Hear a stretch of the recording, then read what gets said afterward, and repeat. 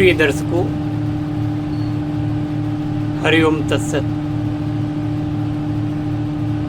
2 दिन से मैं वीडियो नहीं बना पा रहा था। आज थोड़ा समय मिला है तो मैंने सोचा कि वीडियो बना दूं, क्योंकि मुझे भी आप लोगों के कमेंट का और आप लोगों की राय की प्रतीक्षा रहती है। साथ में हमेशा देखा करता हूं कि भाई अब कितने व्यूज हो गए इस वीडियो में। तो अपनी खेती को फलते फूलते कौन नहीं देखना चाहता। तो मेरा भी उद्देश्य यही है कि चैनल जितना अच्छा ग्रो करे, दोनों का फ़ायदा है, दर्शकों का भी फ़ायदा है और मेरे भी व्यूज बढ़ेंगे। तो मैंने सोचा कि चलो आज एक बात बताता हूँ। तो प्रिय दर्शकों, मेरे पारद साधकों, आप लोगों को मालूम होना चाहिए कि यह रस प्रकरण क्या है। पारद शास्त्र में, जिसको रस शास्त्र भी कहा जाता है, तो रस है क्या?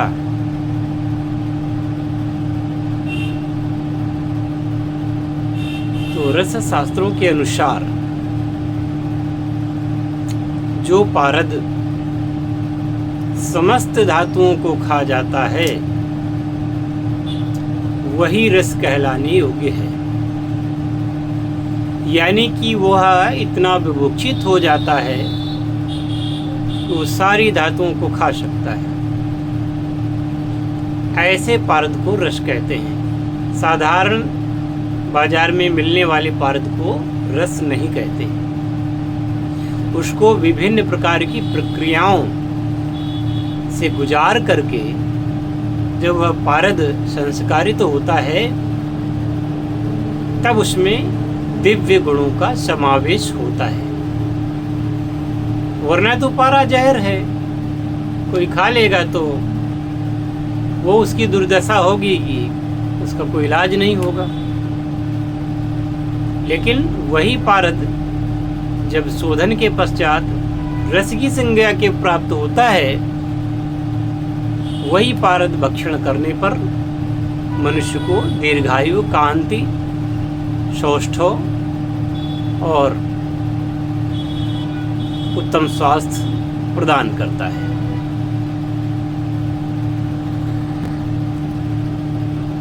इस पारद के द्वारा देवता, राक्षस, मनुष्य, ऋषि, इन सभी ने पारद के संस्कार करके उसके भक्षण के फलस्वरूप विविध प्रकार की शक्तियों को प्राप्त किया है। और पारद जब रस स्वरूप हो जाता है, जब उसको रस की संज्ञा प्राप्त होती है, तो यह पारद फिर पारद नहीं रहता। वह रस जीव में कहा जाता है, उसको जीव की संज्ञा दी जाती है। ऐसा पारद बुढ़ापा को दूर करने वाला, शक्ति प्रदायक, जीवनी शक्ति को बढ़ाने वाला और कुछ दिव्य अनुभूतियों को कराने वाला होता है। ऐसा पारद देखने मात्र से ही मनुष्य के सारे पाप कट जाते हैं। और आपको पता होगा, जब आप कहीं किसी समारोह में जाकर के प्राण प्रतिष्ठा देखते हैं, तो मंदिरों में जो मूर्तियां स्थापित की जाती हैं, सभी मूर्तियों के नीचे पारद अवश्य रखा जाता है। जब तक पारद किसी मूर्ति के नीचे नहीं रखा जाता, तब तक उसकी प्राण प्रतिष्ठा नहीं मानी जाती है। इसका मतलब क्या हुआ? जो लोग यह कहते हैं कि मूर्ति पूजा बेकार है, मूर्ति पूजा नहीं करनी चाहिए, जड़ है, उन लोगों को यह बता दीजिए कि जब वह कोई प्रस्तर मूर्ति हो या किसी प्रकार की धातु की मूर्ति हो, जब पारद का संयोग हो जाता है, उस मूर्ति के पास में पारद स्थापित हो जाता है, वह मूर्ति जड़ नहीं रहती, वह निर्जीव नहीं रहती।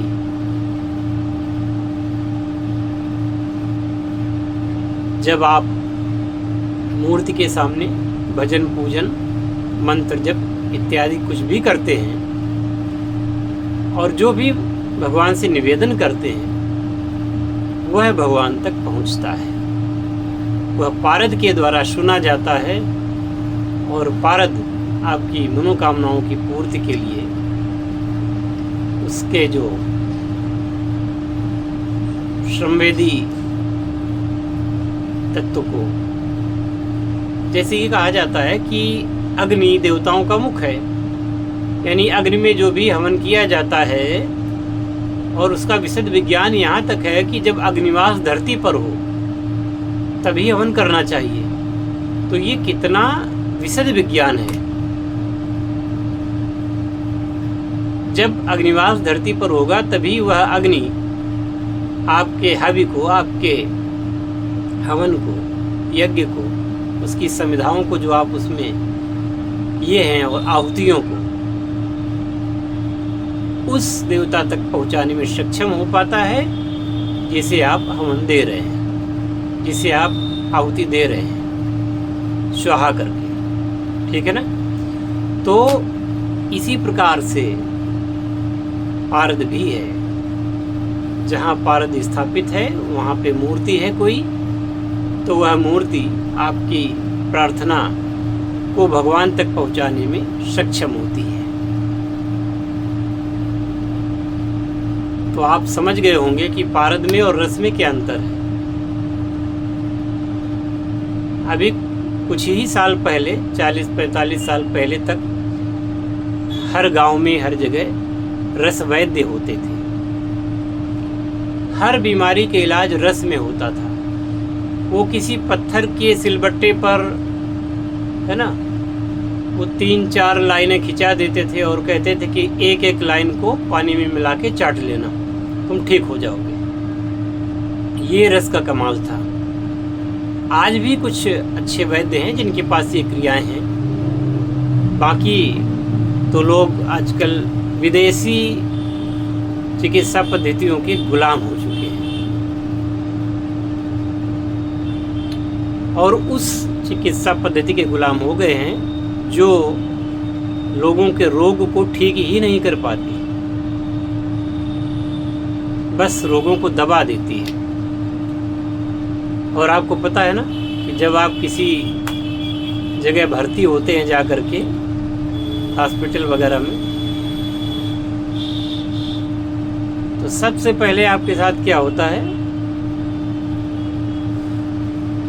आप लिखिए कि जो भी इलाज यहाँ होगा उससे अगर आप मर भी जाते हैं तो ये जिम्मेदारी आपकी होगी, ठीक हो जाते हैं तो भी आपकी जिम्मेदारी। हम जो कर रहे हैं हमारी कोई जिम्मेदारी नहीं, हमारे हॉस्पिटल की कोई जिम्मेदारी नहीं, ये लिखवा लिया जाता है आपसे पहले। तो भाई जब ऐसा पहले लिखवा ही लिया तो आपकी जीवन की रेखा तो वहीं से कट जाती है जब आप साइन कर देते हैं। आपका कोई परिजन साइन कर देता है कि चलो आप करो जो कुछ करो, इनका देखा जाएगा, मरेंगे जिएंगे अलग बात है। और फिर शुरू होता है उनका अपना काम।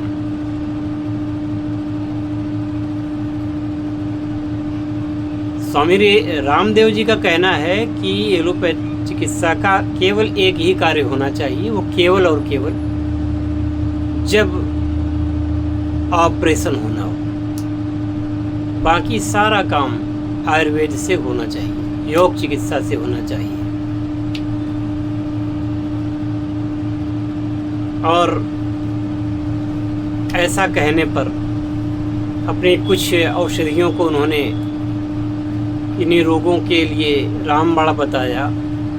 मुकदमे हो गए, माफ़ी मांगनी पड़ी, उनके ऊपर करोड़ों रुपए का जुर्माना हो गया।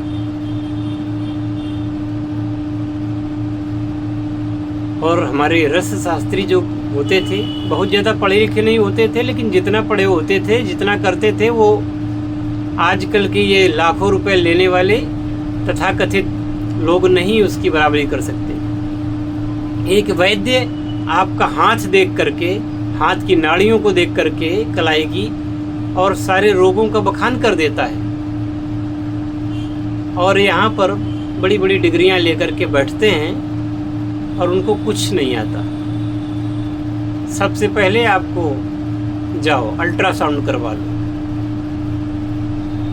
जाओ एक्सरे करवा के लाओ, MRI करवाओ, CT स्कैन करवाओ, ये जांच करवा लो, वो जांच करवा लो। सारा पैसा तो जांच में ही खर्च करवा देते हैं। तब इनको पता चलता है कि एक्चुअल आपको बीमारी क्या है। और हमारे वैद्यगण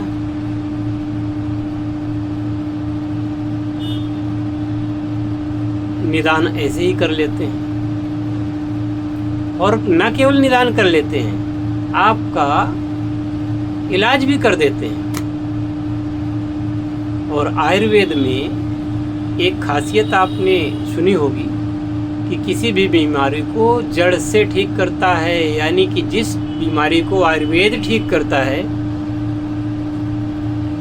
95% वो बीमारियां लौट करके जीवन में नहीं आती, पुनरावृत्ति नहीं होती।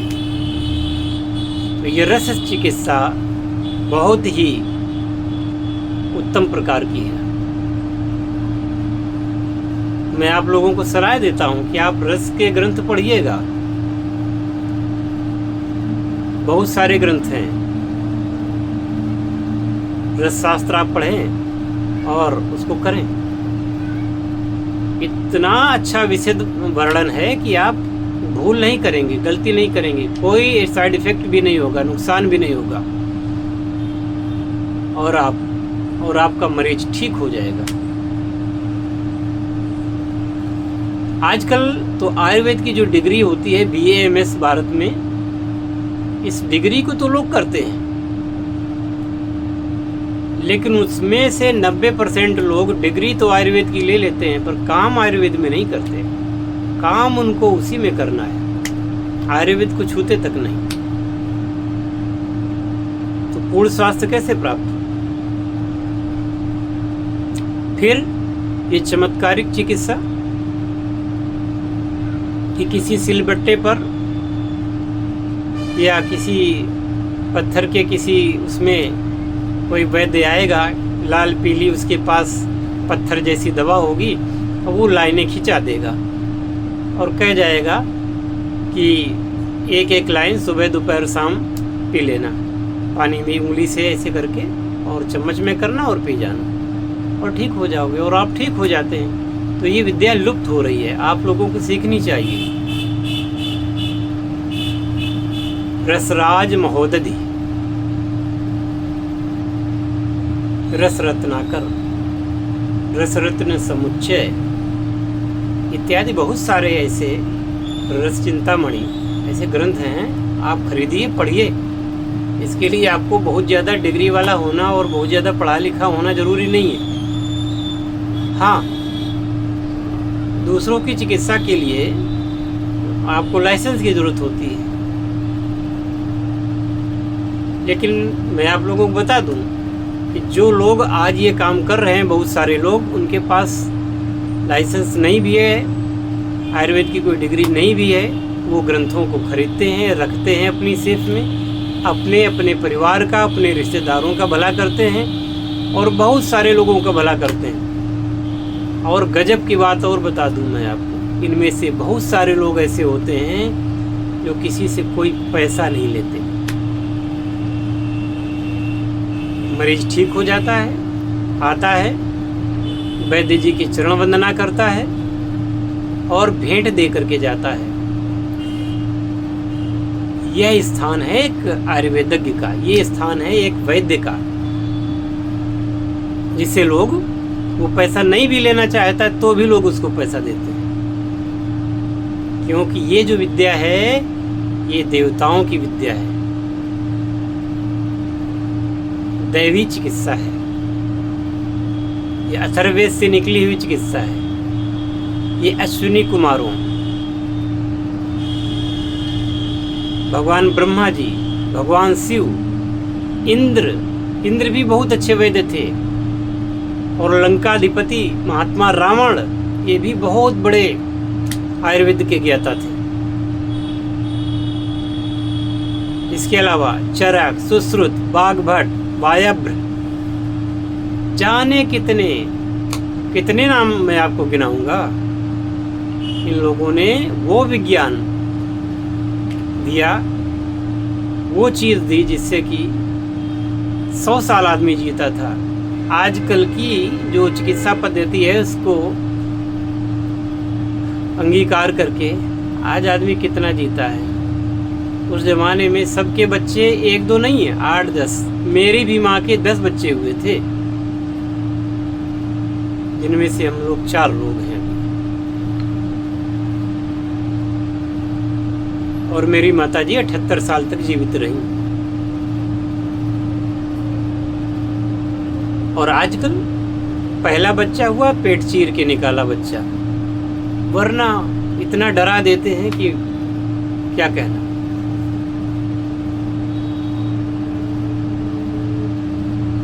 तो ये ज्ञान है कि ये अज्ञान है?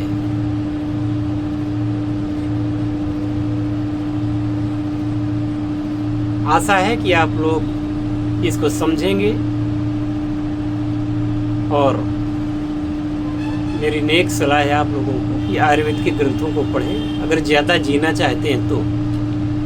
जो लोग ज़्यादा पढ़े लिखे नहीं थे और जिनके वैद्य लोग भी ज़्यादा पढ़े लिखे नहीं थे, वह लोग 100 साल तक जीते रहे, अभी भी जीते हैं, अभी भी हैं 100 साल के लोग। और आपको पता है कि 100 साल से ज़्यादा की उम्र होते हुए भी अभी बहुत सारा काम करते हैं।